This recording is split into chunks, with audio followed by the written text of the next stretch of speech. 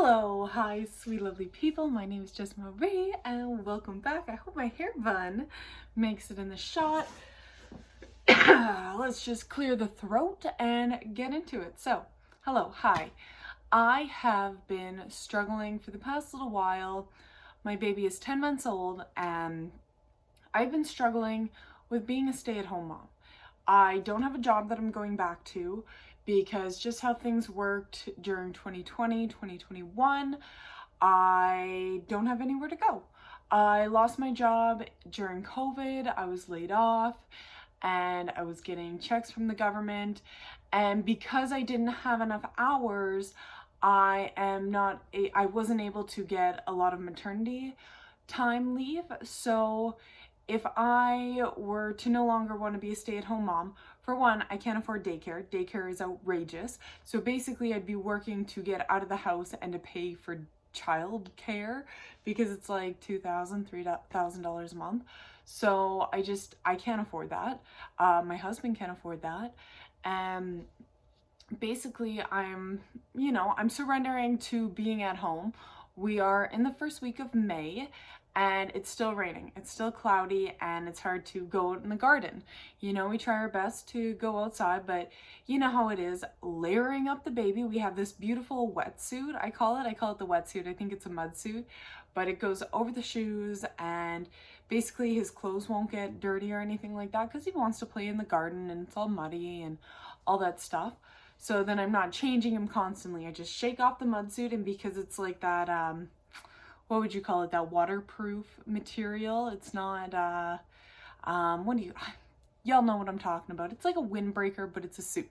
So yeah, we're trying to go outside a lot more, but kind of my situation, and I know there's a lot of people out there who are probably in semi-similar situations where I don't have a vehicle that is working right now. I need parts to come in. We come back to the financial issue.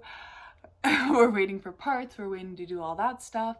And on top of it, where I live right now, our community bus driver, they're all on strike because they're asking for same work, same pay. So we live close to Vancouver City, and the bus drivers here where I live would like the same pay that they're getting in Vancouver. They don't want better benefits. They don't want any of those extra stuff. They just want the same amount of pay so that like they can afford stuff. They can afford to live. And it's been 4 months.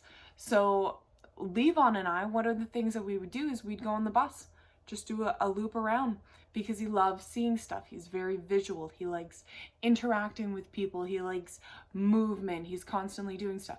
TV, he's not really a fan of the TV. So it's like, okay, that's not a bad thing. I can work with that, right?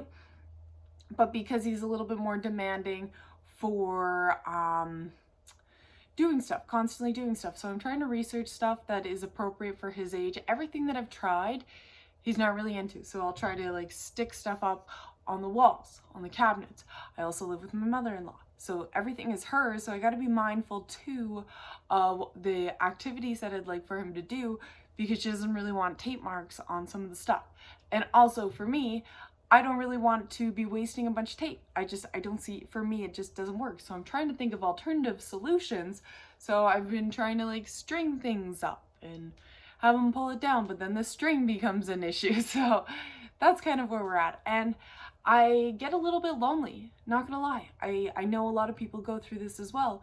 Being at home all the time, I feel pedestrian. I feel like, okay, since I'm home, I gotta clean the house. I gotta be the one to prep dinner and think about dinner and pull something out for dinner before 11 o'clock. And if I don't, then like the meat eaters in the house, they need to, I just feel so basic. Like I know I'm doing everything I can to raise this child and give all that I can to this child, but I am being lost in it. And I know it's so common with so many people is being lost in the process of raising a child and feeling like, oh, I can never keep the house clean. One of the things that I've learned, the rooms in the house take turns being clean. Right now, our bedroom's a mess. The baby room, it's okay. The living room, it's okay. You can kind of see like there's a few stuff, kind of just like chilling around, and that's fine. I'm not too, I've learned to let go of a lot of those expectations of being super mom. I feel for all the women during, like, especially the 40s to the 70s, who had all these expectations to have the thin waist and to look a certain way and to have all these Betty Crocker meals ready and raise the children, be at home all the time, be a certain presentable way. And I know, you know, there's different times past where that was also an expectation. I just used the 40s and 60s because it was heavily commercialized as well. It's an easy reference for me in the time of my life to go back to. And I just hurt for those women, because there's no way that you could go through all those, like, be at this certain expectation and not feel the need to use substances, use pills, use alcohol, whatever it may be, to be able to let go. Because if you're cleaning the house all the time, if you're making sure everything is right, everything is proper, the man's fed and has his meal cooked, he has his lunch packed, whatever it is, the kids, you don't have that time to yourself to relax, to meditate, to ground your spiritual and your emotional self. So it's really difficult. And I hurt for women in the past, and you can kind of see how the generations go based on what moms went through in one time, and then the next era, like, I don't want to be anything like my mom, so you try to do the opposite and you still kind of end up being like her in a sense. And you know, you have a different appreciation once you become a mom yourself of your own mom. I get everybody's situations are different. Some people, it's not always like that, but for many people, there's an understanding of, okay, mom did everything she could. I heard this really, it just hurt me. It was on a podcast, I think it was, where she was always so hard on her mom. Mom, why are we having spaghetti every night? Mom, I don't want spaghetti. Like, we have spaghetti every single night. And when she got older in her 20s, she's like, fuck, my mom worked so hard to get those noodles and to get that pasta sauce on the table. And as a kid, you don't understand. You're just like, you don't understand that something like that can equivalent to poverty. And I see it more and more, just like how we cut ends, because, you know, we don't all have the privilege to do certain things. And, you know, like, my husband, if he was in a more privileged situation growing up, he would have played hockey, but he couldn't afford to get all the gear and stuff like that. And, you know, he would have had a completely different life. I'm blessed that he had the life that he did, but we all have different opportunities, and our moms, our parents, most of the time are doing the best that they can. And sometimes moms are in a situation, I guess I'm speaking of moms who are in a habit of addiction, that they have their own needs and they have this own mindset that they're addicted. They have an addicted brain, that it's like, it's hard to take care of a child when this dopamine signal is constantly going off and going off and going off. And now I know a lot of moms who struggle with postpartum anxiety, and how difficult it is to go through something like that, because anxiety, when sometimes people will get like anxiety forgetness and trying to, oh, I was supposed to do that, but because you got so many things on your plate, and maybe you're worrying about baby, maybe you're worrying about sleep, maybe you're worrying, whatever it may be, trying to get the house clean. Oh my gosh, I can't get the house clean, and everything is all over the place. And then you forget, oh shoot, I didn't take anything out for dinner. And then this whole spiral can occur. That's just a basic example. But it's difficult when we put so much expectations on ourselves as a mom. We forget that we're a being, and we need to nurture that little being. We need to nurture the child inside of us. And it's something that I'm trying to ground myself back into, and I'm hoping that I'm able to, in the next couple of months, get back to that grounding place, because I feel very lost. I thought, you know what, I have a really good control on it when Levon was a baby, and I felt like I was stretching, I was doing yoga, I was in a breath meditation, I was still journaling.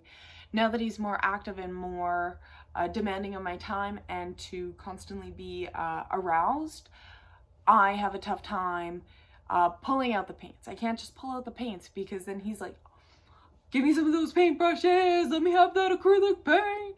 And it's like, okay, so paints are not a good thing. What can I do that baby is also able to do? and that's a fine balance. So I'm looking for stuff that is going to help my creative mind. I think that's going to really help me right now from a spiritual foundation and an emotional wellness, is having a creative outlet that is okay for Levon to also be involved in. If it's not going to be a big deal. Like, I can't just craft. I can't pull out beads right now. Beads are a really bad thing. Don't pull out the beads right now. Unless you have an opportunity to put it up on a high place. And because I live with other people, other family members, not just my husband and I, it's not our home. Yeah, of course, we're welcome here. But it's a little bit disrespectful to, leave my crafts out. I have to find somewhere to put it. And because we have minimal storage, it's not like, what? It's just tough.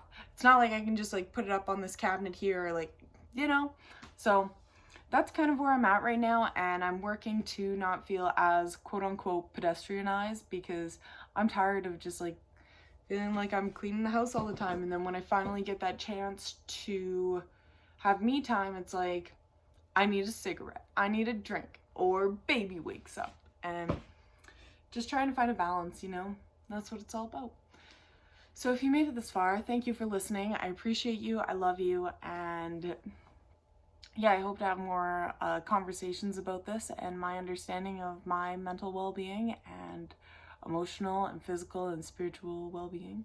But I love you guys. I hope you have a wonderful day wherever you are in the world. May the sun shine on you. May you radiate that energy to the world. And see you in the next one. Bye.